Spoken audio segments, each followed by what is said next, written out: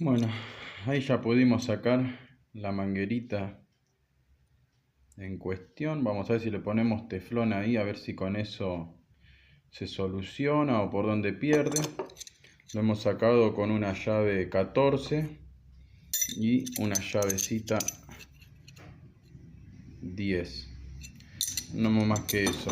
Con eso la hemos desarmado. Así que bueno, ahora le vamos a poner teflón y vamos a probar abriendo el gas después a ver si no nos pierde ya. Porque se escuchaba que perdía acá adentro. Así que bueno, y después limpiarla.